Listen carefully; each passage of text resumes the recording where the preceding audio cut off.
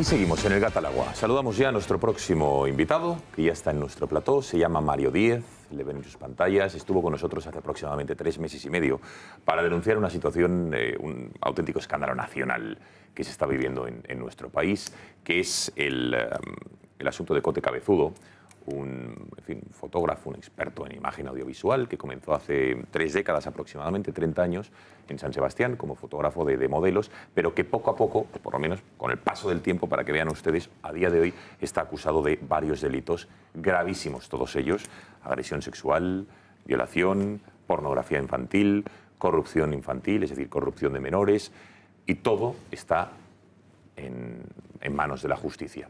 Una justicia que encima está actuando de una manera absolutamente irregular, también con auténticos escandalazos, que ya denunciamos en su día y que hoy vamos a seguir denunciando. Y una clase política que no se sabe por qué, o sí sabemos por qué, o lo podemos intuir, mira para otro lado. Recordemos el caso de Cote Cabezudo. Casi 1 millón de visitas lleva Mario Díez, que se presenta como fotógrafo y abogado de Oviedo en un vídeo denuncia que colgó hace 4 meses en su canal de YouTube. Es el letrado de 16 de las 22 presuntas víctimas de Cote Cabezudo, el fotógrafo vasco acusado de estafa, injurias, revelación de secretos, amenazas, abuso sexual, producción y difusión de pornografía infantil, corrupción de menores y violación. Todo empezó cuando una de sus representadas denunció en una comisaría de San Sebastián la decena de webs en las que se vende pornografía infantil a manos de Cabezudo, donde aparecen publicadas las vejaciones que le hizo a la propia denunciante. 2 años después de esa denuncia, esos vídeos continúan en la red, ven imágenes. Este letrado de la acusación sostiene que ha recibido información que identifica a Cabezudo como un eslabón más de una presunta red de abusadores sexuales de mujeres menores de edad, operativa durante más de una década en Guipúzcoa. ¿Y por qué no ha salido a la luz hasta ahora? Se lo contaremos hoy.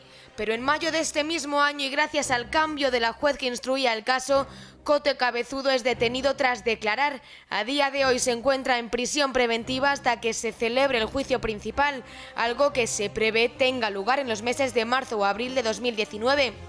Hasta entonces podría haber un juicio oral antes por otra causa paralela, la de coacción a una de sus víctimas. Mientras tanto, en la cárcel de Martutén, en San Sebastián, el fotógrafo vasco espera su juicio leyendo, en soledad, sin relacionarse mucho con el resto de presos. Quizá sea el momento de reflexionar. Mario Díez, buenas noches. Buenas noches, Gonzalo. Gracias por estar con nosotros nuevamente en el Gato.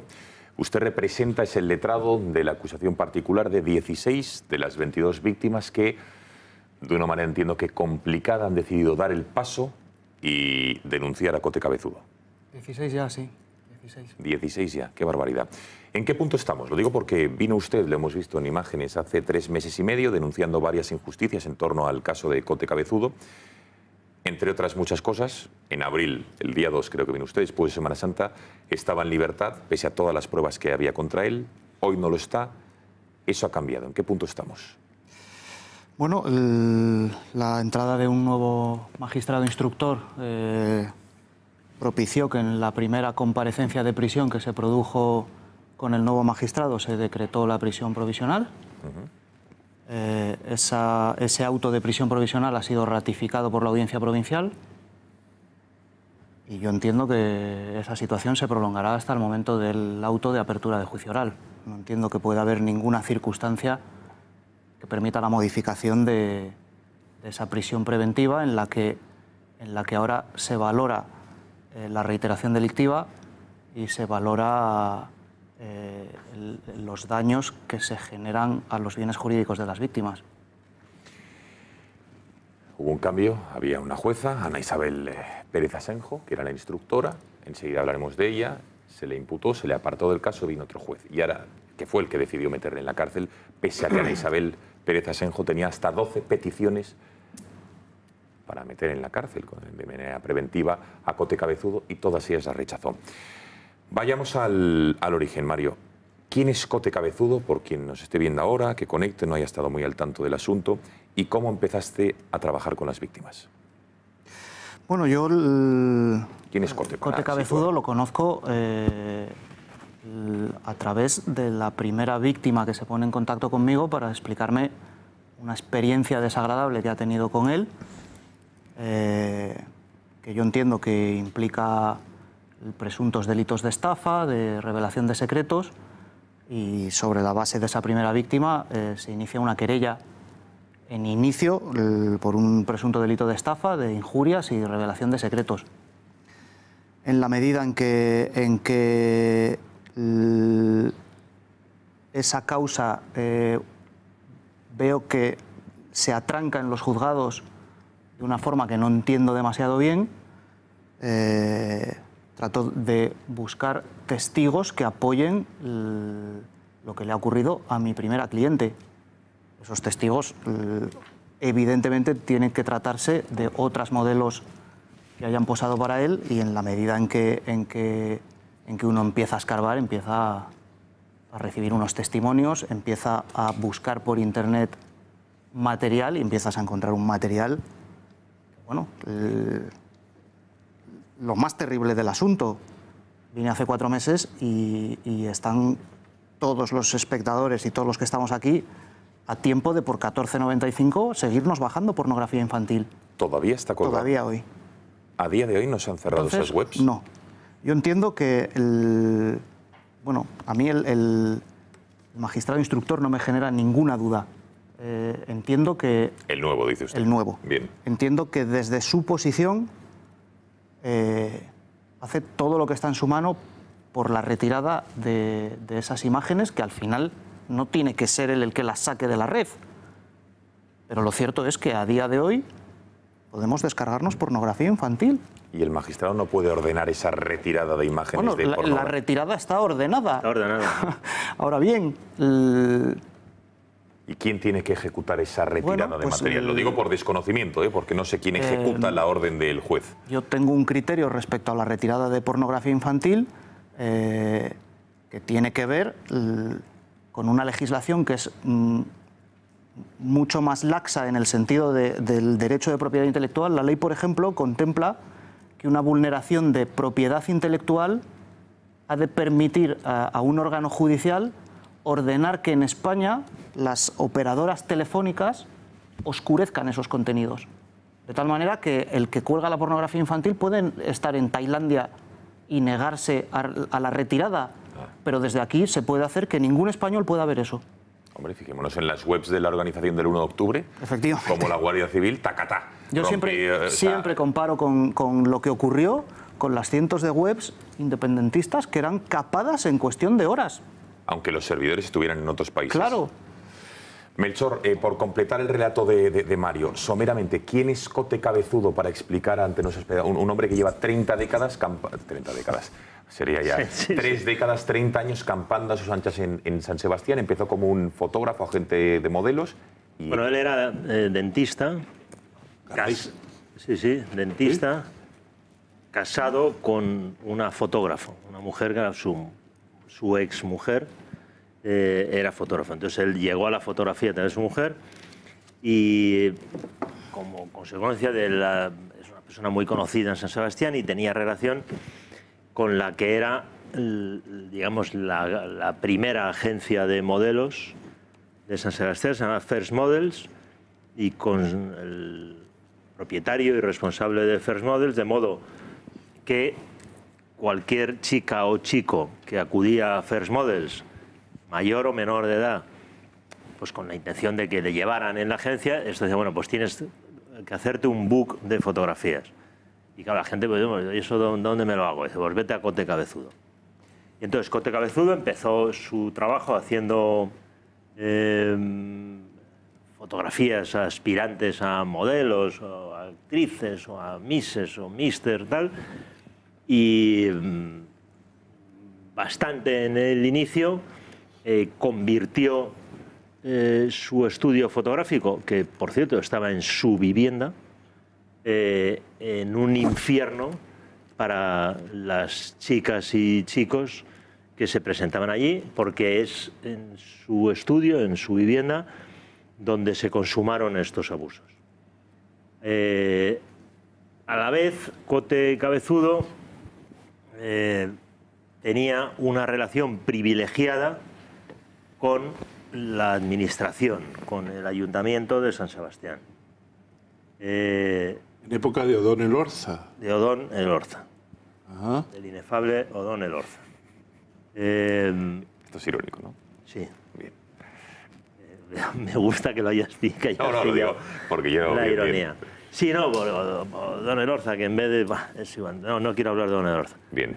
Ay, hombre. Pero bueno, quiero decir... No, pero por centrarnos en el relato. Concentrarnos en el relato, pero estaría muy bien que Odón Elorza diera algunas explicaciones sobre todo lo que ya hemos conocido, ¿no? Y hasta tal punto era la relación que en una ocasión que Cote Cabezudo no compareció en sede judicial a una citación judicial argumentando que estaba en el hospital, resultó que no estaba en el hospital, que era mentira. No compareció en la citación judicial porque estaba haciéndole fotos a Odón Elorza. Vaya, o sea que tenemos que hablar de Odón Elorza y nos llamarán homófobos por eso. Bueno, pues a mí cada uno que diga lo que quiera. Yo como no soy homófobo, me es igual lo que me digan. No, si yo también estoy hablando con ironía, en la tele se aprecia. Sí, no, él y Odón Elorza hablará que esto es una campaña de la extrema derecha. Odón Elorza es una persona acostumbrada a moverse en las cloacas del Estado, que convivió cómodamente con el crimen del Estado, y yo entiendo que cuando se está acostumbrado a ese mundo, la libertad de expresión y el expresarse en libertad es complicada la reinserción, ¿no? Y él, bueno, pero insisto, por centrar la pregunta en Cote Cabezudo. Entonces, Cote Cabezudo, según algunos testimonios, formaba parte de una red de personas relevantes de la sociedad guipuzcoana que celebraban determinadas fiestas de alto voltaje sexual en las que se abusaba de chicas y de chicos, no solo de chicas. Y este es Cote Cabezudo, que desde que se inicia la investigación, que yo siempre digo que este es un asunto especialmente escandaloso, porque no es el... Yo soy periodista, no soy abogado, que el abogado de las víctimas está aquí.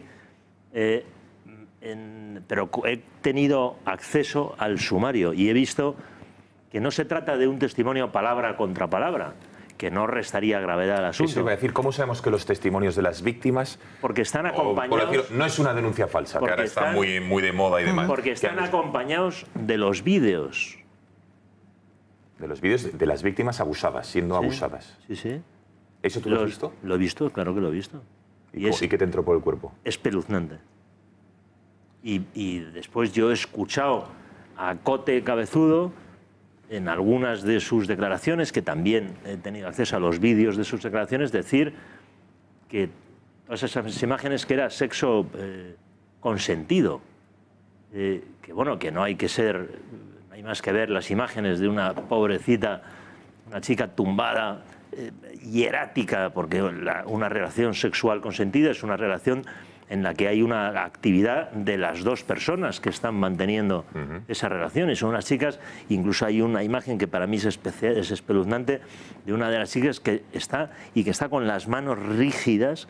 Y dice, bueno, pero ¿cómo se puede decir que esto es sexo consentido? ¿Y la magistrada anterior también las vio? Perdona, ¿eh? Naturalmente. Sí, y a mí me sorprende y me indigna mucho el silencio de todas las organizaciones feministas que en otros casos hubieran puesto el grito en el cielo, o lo están haciendo. O lo están haciendo y ponen el grito en el cielo, está el caso de la manada, etcétera, etcétera. Como las víctimas de Cote Cabezudo les importan cero, no prestan la más mínima atención. Los partidos políticos, me parece asombroso. A ver, vamos a ver alguna serie, porque... Yo te traía una noticia. Sí, eso lo hablaremos ahora, porque es parte de las irregularidades que se han vivido, Mario, que me gustaría desgranar contigo en este caso, que desde luego, preguntaba Miguel, la jueza ha visto... Bueno, claro, la jueza lo ha instruido durante 5 años, la jueza tiene todos los vídeos, las denuncias, y ahora hablaremos del por qué la jueza se negó hasta en 12 ocasiones a, por lo menos de manera provisional, meter en la cárcel a Cote Cabezudo. Vamos a ver las irregularidades de toda índole, por llamarlo de alguna manera, que se han vivido en este proceso. Son muchas las irregularidades jurídicas en la instrucción del caso, que se prolonga desde hace más de 5 años sin resultado alguno. Pero, ¿cómo es posible que nadie haya movido un dedo ante esta situación?, se pregunta el abogado Mario Díez. Tenemos que la Guardia Civil bloqueó por orden judicial 140 webs relacionadas con el referéndum de Cataluña y cerraron webs en un suspiro cuando se trataba de independentismo. Hasta que de repente entendió el motivo del silencio. También hay políticos, también hay banqueros, también hay jueces y empresarios de inmenso poder que participaron en los abusos durante décadas. Mario Díez asegura que esta lista con nombres y apellidos ya está en manos de la Fiscalía General del Estado. De repente un tuit aparece por unos días en las redes sociales, este que ven, donde denuncia esta cuenta que PNV y PP pactan silencio ante los casos de pederastia de Cote Cabezudo. Y la que aparece en la imagen es la magistrada Ana Isabel Pérez Asenjo, la misma que se ha negado a retirar el contenido pornográfico denunciado. Fue apartada del caso e imputada por instrucción irregular, pero del mismo modo al poco tiempo ha salido ilesa, respaldada y desimputada, inocente. Otra de las irregularidades: desaparece de la Audiencia Nacional una denuncia por pedofilia al señor Cote Cabezudo en Senegal, una denuncia que interpuso Mario Díez en 2017 y que se autodestruyó. Curioso. Curioso porque hablamos de un caso muy politizado, escondido, ocultado, donde desaparecen pruebas y donde ocurren acontecimientos nada lógicos en un procedimiento judicial. Nadie va a investigar por qué los grandes medios no lo denuncian, aun siendo conocedores de este supuesto gravísimo delito. Bueno, vamos a ver, Mario, ¿qué es lo que más te llama la atención de estas irregularidades o cosas que muchas veces nos quejamos de la justicia, de su lentitud, pero ostras, tenemos un caso? Encima aquí no hay posibilidad de denuncia falsa porque, como puede ocurrir desgraciadamente en otros ámbitos de la sociedad, ¿no? Aquí hay vídeos, hay documento audiovisual que demuestra esos delitos, las agresiones sexuales, las violaciones, la pornografía, cómo se produce y se distribuye pornografía, y la justicia, ¿por qué no actúa? ¿Qué explicaciones puedes dar? Bueno, yo al final lo que te lleva a pensar de una determinada manera es el sumatorio de irregularidades, porque uno entiende que, bueno, en un juzgado puede haber un error, pero cuando llevas 5 años y medio en un asunto, hace 4 meses hablábamos de un determinado estado de situación. Hace 4 meses aquí informé de que había planteado una denuncia ante la Fiscalía de la Audiencia Nacional. Bueno, pues acudir con una ampliación de esa denuncia y que en la sede de la Fiscalía de la Audiencia Nacional te digan que, porque obviamente preguntas qué trámite le han dado a la primera denuncia que pusiste hace 1 año y 3 meses, y te digan que la han destruido. Y claro, la cara que se te queda es... O sea, perdón, para entender cómo, quién o por qué destruye una denuncia en la Fiscalía de la Audiencia Nacional. Yo, obviamente, a la funcionaria que me hace ese comentario, lo que le digo es, oiga, ¿usted es consciente de que yo vengo aquí a preguntar por una denuncia de un tipo del que ha salido un tuit en el que se dice que el Partido Popular y el Partido Nacionalista Vasco han pactado silenciar sus casos de pederastia, y cuando vengo a la Audiencia Nacional, a la Fiscalía, me dicen que han destruido su denuncia? ¿Usted se da cuenta de lo que ve? Su respuesta fue que no era algo personal, que habían destruido muchas. ¿Cómo? Que no era algo específico de Cote Cabezudo, que habían destruido muchas. Y yo le dije, oiga, ¿me lo está poniendo peor? Dijo, no, cuando se fue la anterior jefatura, pues unas cuantas denuncias se destruyeron, no solo la suya. Pero me accidentalmente. mostró... ¿Perdón? Accidentalmente. Bueno, yo entiendo que la destrucción nunca es accidental. Pero tú tenías tu papelito con tu sello. Claro, ¿qué ocurre? Que lo que yo le digo, oiga, yo tengo mi denuncia sellada con la hora y el sello de la Fiscalía de la Audiencia Nacional el 15 de febrero de 2017. Y me dice, no, vamos a verlo en el libro de registro. Saca el libro de registro, que es un libro con anotaciones a bolígrafo, va a la fecha en cuestión y me enseña efectivamente la anotación de mi denuncia.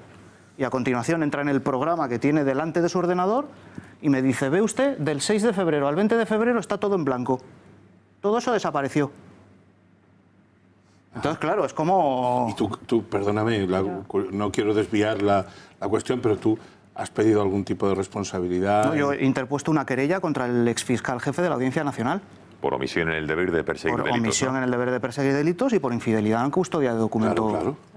¿Qué ocurre? Que pues eso está incoado, está citada a declarar la funcionaria que habla conmigo, que tendrá que ratificar eso que me dijo o acabará imputada por falso testimonio, porque yo ya después de 5 años y medio ya no voy de pardillo a los sitios. Es decir, ya va uno... Precavido.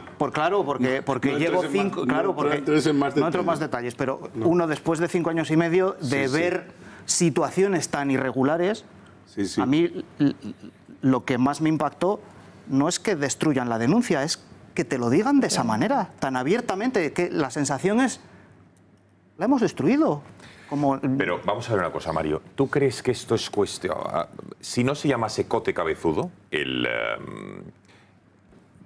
supuesto agresor, el supuesto violador, el supuesto productor y difusor, digamos, de esta pornografía infantil, y se llamase Pepito Pérez, ¿tú crees que entonces sí que se hubiese agilizado toda la instrucción y estaríamos en otro escenario? O se llamase Monseñor o bueno, me da igual, sí, que sea un laico, me da exactamente igual. Lo digo por intentar entender... Hay muchos medios que si se tratase de un clérigo, le habrían dado a todo esto una resonancia de la leche. Pues probablemente. ¿O nos engañamos? Bueno, en el mismo San Sebastián, el coetáneo a Cote Cabezudo, no sé si fue un obispo, un cardenal o un cura, de a pie. Vamos, salió en portada del Diario Vasco su nombre, toda su vida, el Diario Vasco que está mudo para Cote Cabezudo. No, te voy a hacer una corrección, porque es más repulsivo lo del Diario Vasco, que es el periódico de más difusión en el País Vasco, que si uno tropieza en la calle con un baldosín, al día siguiente sale, no hay nada que ocurra en San Sebastián que no salga en el Diario Vasco.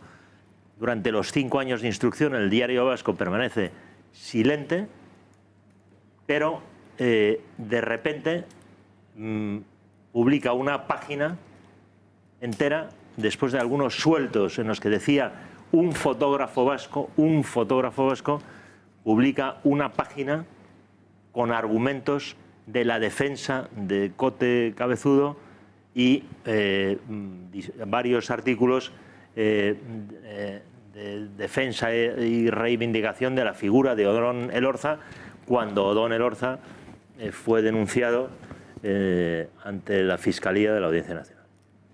No, desde luego es un auténtico escándalo. Vamos a la instrucción, porque esto ha ocurrido en la insisto, Fiscalía de la Audiencia Nacional. En febrero de 2017, Mario interpone una denuncia, ¿no?, por los supuestos delitos que había cometido Cote Cabezudo en Senegal, donde la prensa le ha bautizado como el pedófilo español, ¿no? Es decir, porque Cote Cabezudo no solo cometía estos crímenes, digamos, en España, sino también que extendió esta red, ¿no? 3 meses después pides explicaciones y te dicen que la han destruido. Esa denuncia. Bien.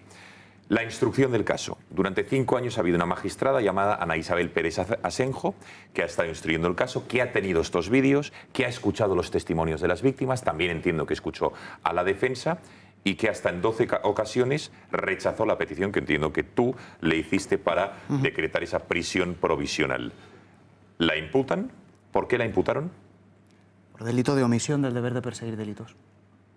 O sea, entienden los magistrados del Tribunal Superior de Justicia en esa admisión a trámite, que es una admisión a trámite que se produce por 3 votos a 2, con 2 votos particulares, que la magistrada Ana Isabel Pérez Asenjo, respecto de delitos que debería de haber perseguido, siendo consciente de ellos, no llevó a cabo las acciones para perseguirlos. Eso es lo que entienden en la admisión a trámite. Bien, pero ahora le han desimputado a esta magistrada. Sí, la magistrada interpone un recurso de súplica y uno de los 3 magistrados que, digamos, votó por su imputación modifica el sentido de su voto. ¿Y se ha desdicho ahora? Bueno, dice que entiende razonables las explicaciones que da ella, que son un olvido, un error. Dice que mis escritos se los leían diagonal, que se los leía por encima porque Era pesado. muy sesudo, sí, Le resultaba un poco pesado. Sí. Entonces, bueno, entran a valorar, desde mi punto de vista a nivel jurídico, lo que debería haber sido objeto del juicio. Es decir, al final, si una actividad es fruto del dolo, si ha sido intencionada o si ha sido un mero error, eso debería de haberse enjuiciado porque todos los elementos objetivos del delito estaban. Y, de hecho, el Tribunal Superior de Justicia entiende en su resolución que todos los elementos objetivos del delito persisten.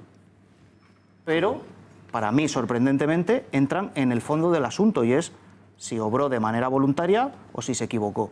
Si entramos en si obraste de manera voluntaria o te equivocaste, Vale. pues ya no hagamos el juicio. A tu juicio, ¿qué crees que pasó? ¿Obró de manera voluntaria o se equivocó? No, a mi juicio... ¿A tu parecer? La imputación que se produce en el Tribunal Superior de Justicia respecto de Ana Isabel Pérez Asenjo es por un delito de omisión del deber de perseguir delitos. Mi querella era por 11 delitos más. Es decir, lo que yo pienso no es solo que omitió el deber de perseguir delitos, lo que yo pienso y sostuve en las querellas y sostengo en una nueva querella que le he interpuesto, es que ella dolosamente dictaba resoluciones injustas a sabiendas. ¿Por qué, Melchor? ¿Cómo es posible? El por qué solo lo puede responder ella.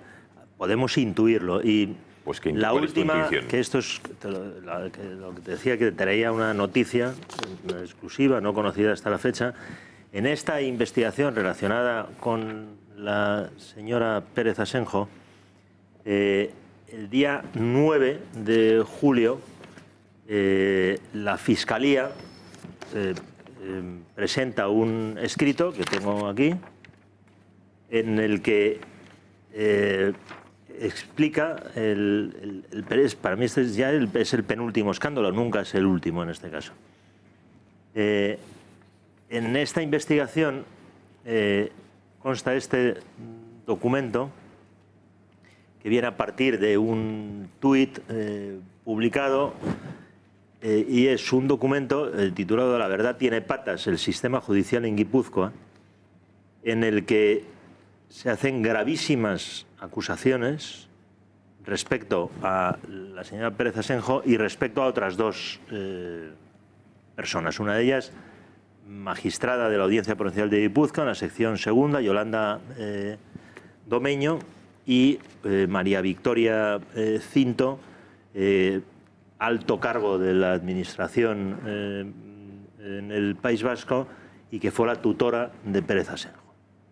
Y se dan infinitos detalles y entre ellos uno que es que recibió un dinero por unas acciones de su marido que murió en extrañas circunstancias y que formaba parte de un asunto muy turbio en relación con la Hacienda de San Sebastián, que ocupó muchas portadas. Bueno, pues este documento, que es clave en relación con la actuación de la magistrada para entender el porqué, porque este viene a decir que es por la relación con María Victoria Cinto y especialmente con Yolanda Domeño, de la que dicen que es la pieza angular de los juzgados de Guipúzcoa, miembro activa en los casos de pederastia de Cote Cabezudo, en su caso con jóvenes muchachos, compartía con su marido aficiones pornográficas y en muchos casos sadomasoquistas, exceso, aprovechando su launa de impunidad, y tiene, bueno, da una serie de detalles. ¿Eso es un escrito de la Fiscalía? No. Esto es un escrito que consta en la investigación relacionada con la señora Pérez Asenjo. Y el fiscal explica, dice, documento en cuyo contenido aparece la mención de que las magistradas María Victoria Cinto y Yolanda Domeño son las que han convencido a la querellada para tal conducta prevaricadora. Este documento, conocido como el documento 37 en la investigación, no ha sido trasladado al Ministerio Fiscal. Es increíble. No, desde luego... Y el fiscal lo denuncia en este escrito del día 9 de julio del 2010. Bueno, vamos a ver algunos testimonios de víctimas. Enseguida Mario nos explicará algunas de sus 16 representadas cómo están, 16 de 22 que han decidido dar el paso, porque claro, yo pienso, me pongo en el papel de una víctima y normalmente ir ante la justicia entiendo que es complicado. Pero claro, ir ante la justicia con pruebas, con documentación audiovisual, con vídeos que demuestran que se ha abusado de mí, que me han violado, que se ha producido y que se ha difundido el material que han utilizado conmigo, etcétera, etcétera, y ver que la justicia no hace nada, sino que ralentiza el asunto, que lo tapona, ver que los periodistas hacen caso omiso, que la clase política 3/4 de lo mismo, y yo soy la víctima y no me arriesgo a dar el paso. En fin, ahora Mario nos cuenta, en Sin Filtros han hablado con varias víctimas, fíjense el calvario que están pasando. La primera vez que perdí la virginidad la perdí con él. Me quedaba bloqueada, es como que no me salía a pararle los pies. Amenazada con llamar a sus padres para decirle...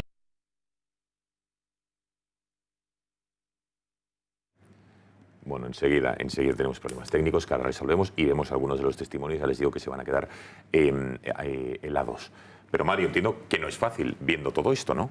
Sí, independientemente de los testimonios de las víctimas, quería puntualizar respecto de la denuncia que se interpone ante Fiscalía General del Estado, que en realidad es el inicio de ese vídeo que hago el 8 de marzo. Otro de los aspectos que a mí me parece absolutamente irregular es, yo planteo esa denuncia ante Fiscalía General del Estado, en el que además denuncio el comportamiento de la Fiscalía Provincial de Guipúzcoa en determinados extremos en los que se sustituye al fiscal del asunto. Y lo que me parece escandaloso es que Fiscalía General del Estado, que obviamente es un órgano que está fuera del País Vasco y por eso se le dirige a él la denuncia, porque uno entiende que en el ámbito vasco las cuestiones estas están manipuladas, Fiscalía General del Estado remite mi denuncia para que se investigue al juzgado que está investigando el caso de Cote Cabezudo. A instrucción 4. Es alucinante. ¿Qué ha ocurrido? Lo único que podía ocurrir, que se ha sobreseído todo. Claro. O prácticamente todo. ¿Por qué? Porque cuando tú estás estableciendo una denuncia en la que dices, bueno, tengo esta información respecto de estas personas y ninguna de ellas es susceptible de ser investigada por un juzgado de la capital de San Sebastián, porque no tiene competencia objetiva, pues, ¿qué hacemos? Damos, para mí, desde mi opinión, una apariencia de investigación sabiendo que todo va a quedar sobreseído. Entonces, es un aspecto que, bueno, claro, uno se da de bruces con el sobreseimiento de la mayoría, con unos argumentos jurídicos que son incuestionables. Oiga, pues respecto de políticos que tienen aforamiento, un juzgado de la capital no es competente para investigar nada, con lo cual nada va a investigar. Plantee el aforamiento, o sea, el suplicatorio, o acuda al órgano que puede investigar eso. La pregunta es, ¿por qué Fiscalía General del Estado, que entiendo que conocen las competencias de los juzgados mejor que un simple letrado, remite esa denuncia ahí donde no se puede investigar? Miguel, como experto, en fin, abogado, penalista en este caso, ¿a qué te huele todo esto que entiendo que estás conociendo esta noche, este relato que nos están contando tanto Mario como Melchor? Pues yo que sostengo que por regla general los juzgados y tribunales españoles funcionan muy bien para los pocos medios que tienen, pero que también he dicho que cuando se trata de asuntos especialmente turbios en los que están concernidas personas con responsabilidades políticas o personas de alto poder empresarial o personas incluso también con connotaciones de fuerte influencia mediática, pues ahí es relativamente fácil que la justicia quiebre. A mí lo que me gustaría, Mario, decirte, aparte de que tú te vales por ti solo, pero sin duda, a poco que te lo propongas, tendrás la solidaridad de muchos colegas, de muchos compañeros, que te vamos a apoyar en la medida en que tú necesites. Yo empiezo por ofrecerte mi modesto apoyo moral porque el técnico jurídico no lo necesitas, estoy absolutamente seguro. A mí lo que me escandaliza es pues, que lo que has contado, ¿no? Es decir, que cómo desde la Fiscalía General del Estado se puede desconocer un principio tan básico como el de la competencia objetiva y cómo se remiten unas actuaciones para que las pueda, digamos, digerir en el sentido de tirarlas a la cloaca el juzgado que está especialmente interesado en que eso no prosiga. Eso es como darle a vigilar el gallinero a la zorra, más o menos. Entonces, todo esto, yo no sé si habéis hecho alguna cosa ante el Consejo. Al zorro. Yo no he dicho zorra en sentido... No, está claro, Miguel, se ha entendido, ya. se ha entendido. Pero he dicho lo que se suele decir. El dicho dice lo de la zorra. Pero ya te veo influido por las cuestiones de género y te las respeto. Bien. ¿Habéis hecho algo ante el Consejo General del Poder Judicial para que sus señorías ilustrísimas, esos vocales tan despolitizados, hagan algo? ¿Estáis en condiciones de empezar a soltar nombres para que el que sea malo y brujo digas que yo lo crujo? Bien. ¿Mario? Sí, nosotros. Yo. Tú. A duras penas abarco las causas que ha generado Cote Cabezudo, porque aparte, desde la entrada del nuevo magistrado instructor, se han abierto del orden de una docena más de causas penales contra el señor Cabezudo, que entre otras cosas han sido motivo de una nueva querella contra la magistrada anterior, en el sentido de si el juez que entra nuevo ve 12 delitos donde tú no viste ninguno y tenemos los antecedentes que tenemos, entendemos que no es que no los veas, es que no los quieres ver. Al margen de eso, efectivamente estamos preparando alguna acción ante el Consejo General del Poder Judicial, ante el que tengo poca fe, la verdad. Yo he sido personalmente denunciado por la magistrada instructora ante el Consejo General del Poder Judicial. Ella ha dirigido un escrito solicitando el amparo del Consejo y pidiendo al Consejo General del Poder Judicial que retire mi vídeo del 8 de marzo. Lo cual es fantástico, porque tú, que no puedes retirar la pornografía infantil de Cote Cabezudo, acudes a papá Consejo General del Poder Judicial para que retire mi vídeo de YouTube. Qué burrada. A ver, más cuestiones, Rafa. Que si te hace falta... Muchas gracias, Miguel. A ver, bien. Vamos, venga, más opiniones, Rafa. Es un asunto oscuro, es un asunto que por alguna extraña razón en 30 años no ha salido a la luz. Es un asunto que tiene de por medio a presuntos violadores y practicadores de aberraciones sexuales. Es un asunto en el que, según el propio Mario Díez, están implicados jueces, probablemente políticos, empresarios muy poderosos. Mi pregunta es muy sencilla. ¿Teméis por vuestra seguridad? Bueno, yo a estas alturas, quiero decir, es algo que ya asumí lo que pueda venir. Yo, obviamente, cuando ya te diriges a órganos tan importantes, no voy a decir que a mí no me impacta lo que ocurre en Fiscalía de la Audiencia Nacional, que suena como que no es cualquier lugar, y que te están diciendo lo que te están diciendo. Bueno, pues lo que tenga que venir, vendrá. Yo ya lo he asumido, lo he hablado a nivel familiar y en ese sentido no vivo con miedo ni con... Bueno, tomo mis precauciones, pero nada fuera de lo normal. ¿Melchor? No, bueno, soy muy mayor y he vivido muchas situaciones. ¿Que estas investigaciones tienen un riesgo? Pues sí, pero no me preocupa especialmente. Y por abrochar un poco este tema, porque al final hay indicios, sospechas, hay nombres, yo no los voy a dar aquí, pero hay nombres y apellidos de esas personas. Ya he dado dos que aparecen en el sumario. Yolanda Domeño y la señora Cindo. Salió el nombre de Odón Elorza. Y como todo en este asunto es surrealista, a mí me llama mucho la atención, no sé, porque si yo te pregunto a ti, Gonzalo, por Cote Cabezudo, pues tú me dices, pues yo si le conociera, diría, pues sí, le conozco, no sería ningún delito ni nada malo conocer a Cote Cabezudo, que en San Sebastián le conocía todo pichichi, como dicen ahí. Bueno, y la reacción de Odón Elorza, por escrito en su, aparte de insultarnos, llamarnos fascistas, que manda narices que me llame a mí, que me diga a mí, Odón Elorza, que soy fascista, es que es una cosa, un comportamiento es tan mamarracho, ¿no? Es decir, dice, no, y como que él no sabía nada, dice, no, yo no sé nada del asunto de Cote Cabezudo.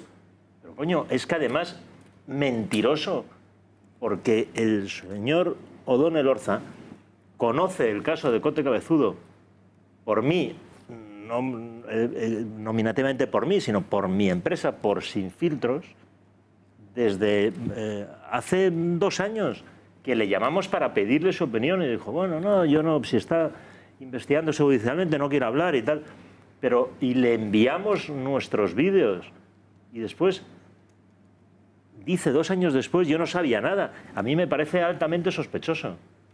Pues sí, pero, quisiera, a ver, sí, quisiera Mario. matizar, porque una de las cuestiones sorprendentes de la denuncia ante Fiscalía General del Estado, que en esa denuncia, efectivamente, yo traslado a Fiscalía General del Estado una información que recibo respecto de Odón Elorza y la participación que pueda tener o no tener en las prácticas de Cote Cabezudo o en la estructura de Cote Cabezudo. Bien. Fiscalía General del Estado, que traslada la investigación de ese asunto al Juzgado de Instrucción número 4, que en su nota de prensa dice que yo hablo de testigos de los que no aporto identidad, cosa que es manifiestamente falso. Yo aporto la identidad de esos testigos y entiendo que una nota de prensa histórica de la Fiscalía que tenía 3 puntos en el que no se decía una sola cosa que fuera verdad, en el que todo lo que se decía era mentira. Bueno, pues la Fiscalía General del Estado. Pues yo efectivamente sí aporto la identidad de esos 3 testigos, solicito o entiendo que deben de testificar de manera protegida. Claro, lo último que me espero es que van a ser llevados al Juzgado de Instrucción número 4, que es como la madre del cordero, y se acuerda su declaración testifical como testigos protegidos en ese ámbito. Y me encuentro con que, producida esa declaración testifical, a las 10 horas, Odón Elorza, en su Facebook personal, habla de lo que han dicho esos testigos, en unas actuaciones que tienen carácter reservado. Entonces, claro, resulta que un diputado del Congreso, sobre el que se va a investigar si tiene una implicación o no, en su Facebook dice, debería saberse lo que dijeron los testigos ayer, que dijeron esto y lo otro y no dijeron esto ni esto otro. Reacción de este letrado, formular una denuncia en la medida en que o un funcionario o una de las partes está facilitando actuaciones reservadas al diputado. Y él las está publicando. Y las está publicando. Y entiendo que eso también constituye delito. Claro. ¿Qué ocurre? Que presento denuncia, el magistrado instructor nuevo abre diligencias y solicito una personación que no se nos concede, porque no somos parte legítima, no tenemos interés legítimo. ¿El nuevo magistrado nos concede la personación? De momento no. Entiende que no tenemos interés legítimo. Obviamente, yo no descarto para nada, y así lo anuncié, la personación como acusación popular. Ahora bien, nos van a requerir una fianza, que por supuesto las víctimas no carecen de ella, pero claro... ¿Y qué harás? ¿Un crowdfunding? ¿Queréis? Sí, vamos a organizar un crowdfunding a partir del 1 de septiembre. Si nos invitas, aquí estaremos contándolo. Ni lo dudéis. Bueno, enseguida el testimonio de las víctimas, que hemos comenzado a ver ese reportaje, se ha cortado por un fallo técnico. No se muevan. Breve pausa de publicidad. Vale la pena que aguanten este minuto y medio para ver cómo están viviendo las víctimas este calvario y hacemos la ronda final. Venga.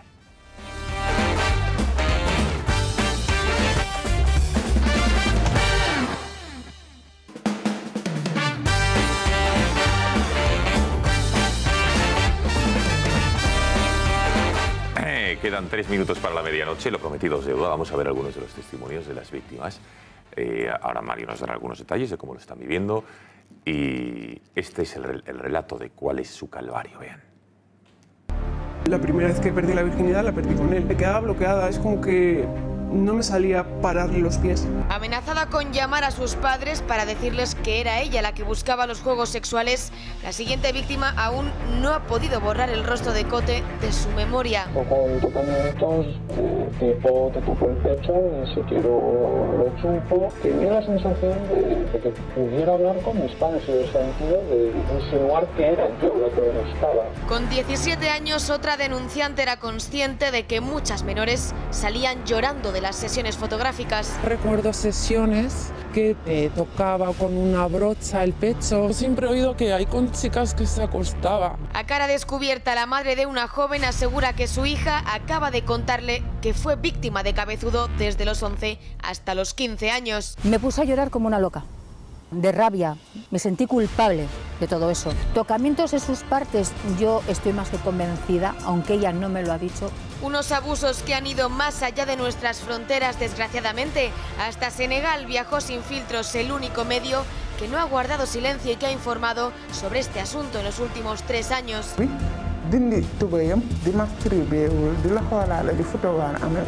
Y se profita por masturbar.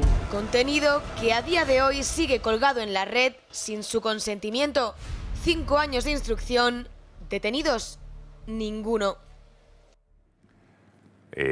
Mario, como su letrado, Melchor, como periodista que entiendo que has hablado con ellas, desde luego lo deben estar pasando fatal, ¿no? ¿Empiezo yo? Sí. Quiero comentar, porque todos los testimonios son, en mayor o menor medida, dramas personales. Ahora bien, mientras estaba esperando, una víctima que estaba viendo el programa y que ha prestado declaración en el juzgado, me pedía que trasladara su testimonio, que probablemente sea el más desgarrador de la causa, y es una mujer que relata en sede judicial como con 12 años Cote organizaba sus sesiones con ella, la penetraba analmente, la penetraba vaginalmente, aparecían terceros señores mayores y hacían lo mismo con ella, se lo montaban el que viniera invitado por Cote y Cote con ella, con otras niñas. No me digas, Entonces, claro, recibes testimonios de ese tipo y ves que, y no estoy hablando de una víctima especialmente reciente, o sea, estás hablando de testimonios que van de tan atrás en el tiempo que no cabe a mi modo de entender, no cabe la posibilidad de que alguien pueda estar haciendo eso permanentemente sin apoyo de instituciones, de gente poderosa. No es posible si estamos viendo detenciones a diario por gente que se intercambia un vídeo que grabaron a una novia o a un... Y hay detenciones y encarcelamientos ipso facto. Y a mí... Melchor, un momento. La pregunta, Melchor, clave.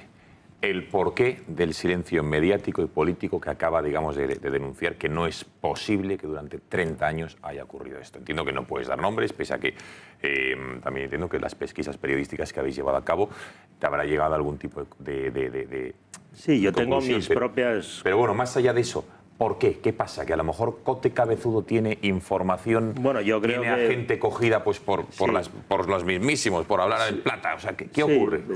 A mí me parece que es evidente, es que es de sentido común. Es que no hay otra explicación.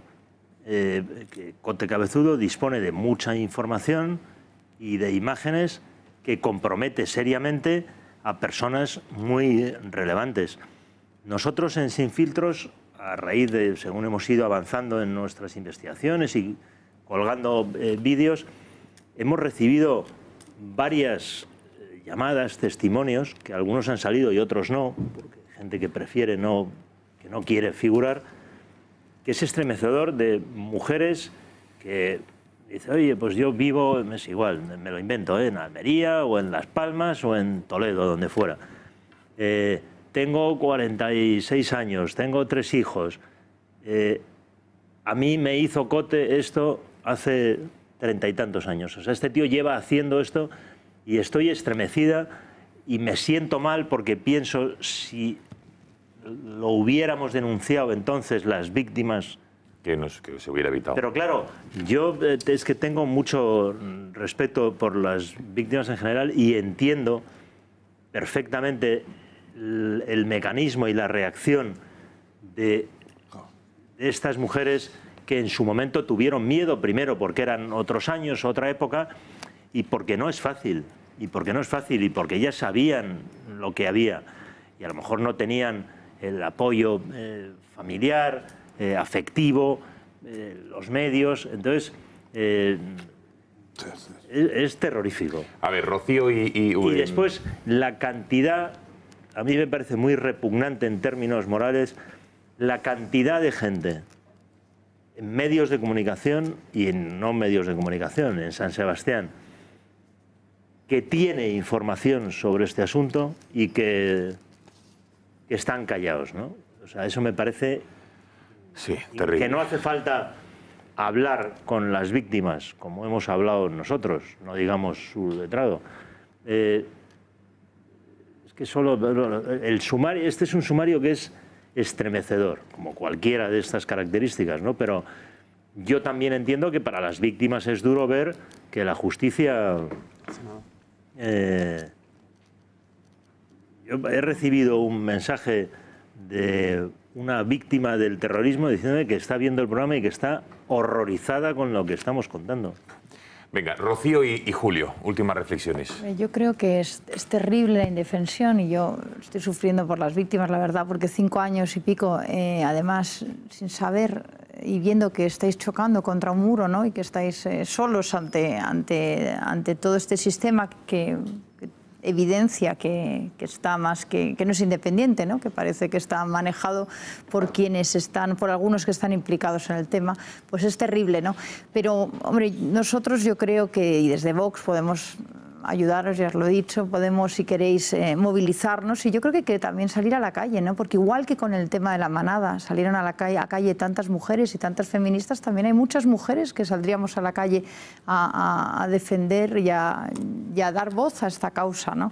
Y lo quiero decir públicamente, si queréis recibir ese apoyo, pues nosotros estamos dispuestos, ¿no? Porque yo creo que hay un momento en que las víctimas tienen miedo, efectivamente no querrán a lo mejor ya salir, pero podemos salir otros en nombre de ellas, ¿no?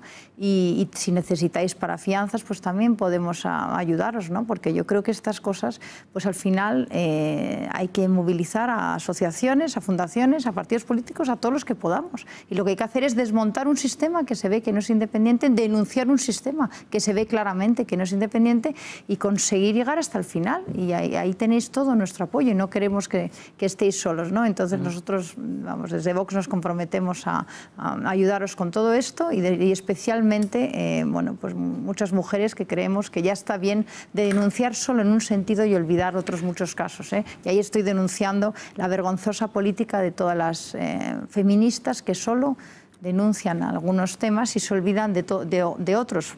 Quizás solo denuncian aquellos que están de acuerdo con la industria que defienden, que es la industria del género, ¿no? Julio. La verdad es que yo llevo una hora prácticamente escuchando una detrás de otra y llega un momento que es bastante descorazonador porque yo creo que no somos capaces de empatizar suficiente, de ponernos en la situación de una víctima como tal, pero que tengas personas, mujeres, hombres que han pasado por esa situación, que tienen ahora 40 años, que tenían 11, 12 años en ese momento, que finalmente se atrevan a dar el paso, que confíen en darle un cierre a una situación que les ha martirizado durante este tiempo y que durante 5 años tengáis una batalla en la que no solo estás luchando contra los monstruos que había allí, sino contra otro tipo de monstruos que van apareciendo y van poniendo zancadillas para que esta situación no dé con la justicia que tiene que dar y no resarza a las víctimas como realmente se merecen, es una cosa que... Es un nivel de corrupción judicial que espanta. Espanta muchísimo. Bueno, se les conocía a este grupo de gente, este grupo de pervertidos, lo digo con ocasión de la manada, que es, bueno, se les conocía como los lobos de San Sebastián. Es que los lobos de San Sebastián. Muchísimo ánimo porque hace falta y porque es una lucha completamente ánimo, compañero, ánimo. Bueno, gracias. Mario, que ha sido una vez más un placer. Por cierto, nos vamos a ir ahora con otro vídeo sin filtros. Vean ustedes la persecución que hacen al propio Cote Cabezudo, que es, en fin, es un despropósito, cómo se cae, cómo se inventa excusas para que tengan ya ustedes un perfil. Bueno, conste que, dicho así, la persecución a Cote Cabezudo, nosotros no es que persiguiéramos a Cote Cabezudo, esto es el día de la vista. Bueno, venga, vamos a verlo y lo aclaras. Venga, lo vemos, venga, vamos a verlo. Cote Cabezudo a la cárcel. El nuevo juez de instrucción, Julián García Marcos, sustituto de la magistrada Ana Isabel Pérez Asenjo, apartada del caso, acusada de prevaricación, ha ordenado el ingreso en prisión del fotógrafo vasco denunciado por violación agresión sexual, distribución de pornografía infantil y corrupción de menores, entre otros delitos. Horas antes de saber que iba a ser encarcelado, se refugia en su casa. Son las 9. A las 12 tiene que declarar ante el juez. Se enfrenta a la 12ª petición de ingreso en prisión de la acusación particular. Sale a tirar la basura. Buenos días, Cote. Le sorprendemos. Reacciona con rabia, enfadado. ¿Qué piensas que va a ocurrir hoy con la 12ª petición de ingreso en prisión? Da un portazo. No responde. Hablamos con una señora que vive a 20 metros de Cote. Quiere contar su verdad. Salían de ahí chicas y chicos, jovencitos, a las 7 de la mañana. ¿Qué pasa? Esto es porque no se ha acelerado ese juicio. ¿Qué ha pasado con ese juicio? A ver. Se asoma a escondidas. Intenta grabarnos. En 3 horas tiene que acudir al juzgado y declarar. Decide salir. Oculta su rostro tras el sombrero, la bufanda y estas gafas que no suele utilizar. Cote, ¿qué le dice a las víctimas, a las que le acusan a usted de haber abusado? ¿Qué tiene que decirles? Finaliza la mañana y Cote sale a la calle. Varios medios de comunicación y manifestantes le siguen. ¿Cómo ha ido la vista? Corre 100 metros y se deja caer al suelo. Está agotado. Un cámara le pregunta si se encuentra bien. A los pocos segundos se levanta. Su abogado le espera. Pasan a este bar. Algunos amigos de los denunciantes entran en el local. El abogado de Cote llama a una ambulancia y a la policía. Llegan los municipales. No quieren que grabemos. Tenemos nosotros nuestros derechos. ¿Y nosotros los nuestros? Si nosotros les decimos que no, no pueden grabar. Le voy a tapar la cara, se va a distorsionar la voz. Pero yo como periodista tengo derecho a ejercer mi trabajo sin sacar la cara. ¿De acuerdo? Sale del bar en silla de ruedas. Nos mira. Se tapa la cara. Se levanta y entra en la ambulancia. Cote es trasladado a la cárcel de Martutene tras el reconocimiento médico a última hora de la tarde. Bueno, persecución no, me refiero a que sí, no nos ha entendido, pero vamos que... Bueno, y yo creo que la impresión que yo tengo es que él, que dicho sea de paso, pues es un señor que tiene una edad que a lo mejor es en efecto esa carrera que se dio le llevó a agotarse. A mí eso no me parece extraño, pero sí es evidente que él tenía una intención de retrasar el ingreso en prisión y de hecho se retrasó porque él avisa a la policía, llega la policía y ingresa en el hospital y tardó unas horas, ganó unas horas con la cosa diciendo que no estaba en condiciones y tal. Y en vez de ingresar al mediodía, pues ingresó por la tarde-noche, no sé cómo fue la cosa, pero que ese era, yo creo, el motivo de... Pues este es Cote Cabezudo. Señores, no hay tiempo para más. Mario Díaz, muchísimas gracias por haber estado esta noche en el Gato. Gracias a Mucho vosotros. ánimo, no desfallezcas, porque desde luego la lucha que estás llevando contra la injusticia, contra el atropello, contra estas trabas que hacía referencia Julio Leonard, desde luego es heroico. Así que ánimo a ti y a todas las víctimas. Muchas gracias. Seguiremos en contacto, no lo dudes. Este va a ser el altavoz siempre que quieras para seguir denunciando esta injusticia. Rafael Núñez Huesca, gracias por...